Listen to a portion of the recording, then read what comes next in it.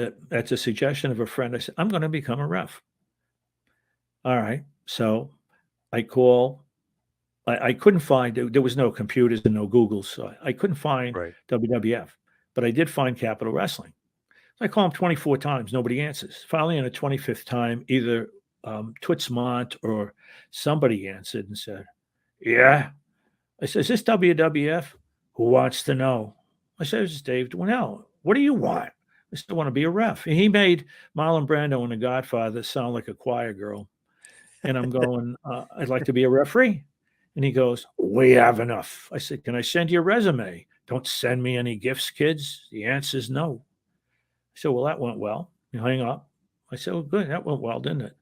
"I'm not going to give up. I'm going to find out where they're located." Okay. I'm going to go to their office because I'm a man on a mission. So I find out they have an office in Midtown, New York, and I'm at the Trade Center. So every lunchtime for 3 weeks, I went up and I stood outside. It was the Holland Hotel. I stood outside the Holland Hotel looking for someone from the WWF. At the time, it was WWF. Well, after about 3 weeks, the fellow who managed the front door, the guy at the front door, the doorsman, comes out and he goes, "Listen," he goes, "are you a cop? Are you a Secret Service? Are you a private eye? Are you a stalker or are you just a nut?" He goes, "I see you here every day looking at the people coming in, going out. What's the deal?" I said, "I'm looking for the WWF people. They're here once a month for a couple nights." It was like a sham office. "And if you come back tomorrow, I'll have you arrested for stalking." "They don't want to talk to you." I said, "Well, thank you." So I said, "Well," I gave it the old college try. And then I met a guy. I was the MC at our 100th anniversary for the church. They wanted me to be the MC. So, all right. I met a guy who knew boxing and wrestling in New York. He had been connected with boxing, and I found out that, pardon me for dripping a little bit, sorry. And he said, "Come over to my office tomorrow." So I went to his office. I drove up and down the avenue in Westchester near where I worked. And all of a sudden, I see a hot dog truck. He sells hot dogs, but he knew everybody and everything. Very wise, streetwise man. So he said, "Look, you want to be a referee? I'm going to connect you with a couple state people. We'll get you a license." You were involved in athletics. In those days, people wanted to be a boxing referee. They did not want to be a wrestling referee. So they didn't have and Vince used a lot of guys got licensed, like Dick Kroll, that was the dean of the refs for him. So I get an application in the mail. I call the office. They send me an application because I had political connections. I sent in a $50 check, non-refundable, they told me, and they sent me a license. So now I'm licensed to referee. They never let me work. So I said, "This isn't going to work." So I went down and I said, "I'd like to work."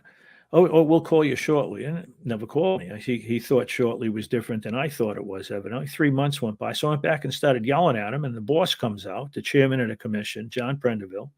He says, "What's going on out here?" And I told him what happened. He said, "I'll give you a shot," because he knew I knew people that had put him in office. So "I'll give you a shot."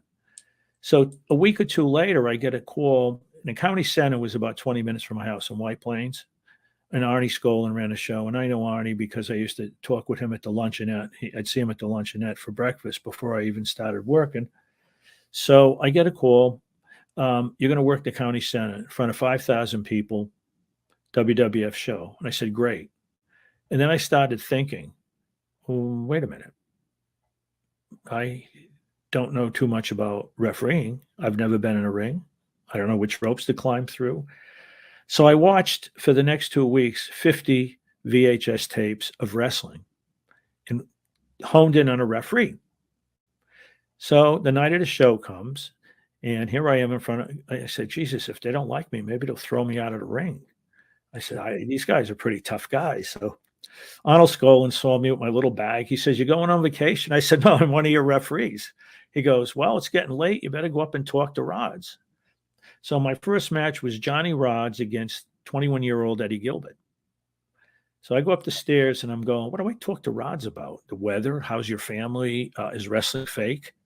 You know, Right. I had no idea it was kayfabe. I said, maybe part of it's real, part of it's fake. So I get up there and I walk in, and Johnny goes, "First show, huh?" I go, "How'd you know?" He goes, "I know." I sat down. He was the greatest person I could have ever had for a first show. He made me an integral part. He called it our match, which put me at ease. Right. And then he said, Dave, I'm going to make you a part of the show. I'm going to make you a part of this.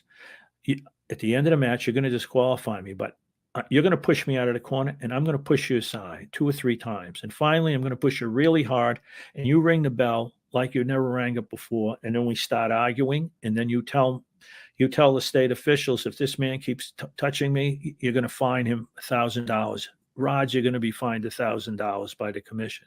So he left.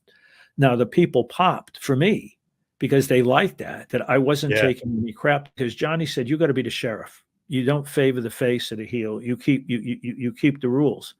So I made it through the first match, and then I said, "Well, they'll probably never call me again." But as luck would have it, the new state athletic commissioner was John Branca, Ralph Branca's brother from the old Brooklyn Dodgers. Oh, yeah. And I knew friends of his. So we went out to lunch.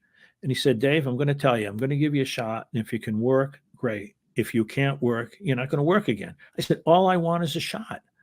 He looked at me working. It actually turned out to be pretty funny. And he got a kick out of it. He was at the show ringside. And Rene Goulet and I are in a ring. And I think Rene was fighting against another young kid, Kurt Hennig. And this guy was drunk and tried to climb in the ring. So he's up on the ring apron. Rene says, "You hit him with the forearm, I'll hit him with the foot." Well, we hit him together, and he flipped over and fell in front of the commissioner, fell off the table. And everybody in the arena thought, including the commissioner, that this was part of the show. Right, yeah. Part of the show. And after the show, he said, "Dave, you work very well." He goes, "You're going to get assignments." And that was it. And there it was, 32 years, 350 named wrestlers, 45 champions.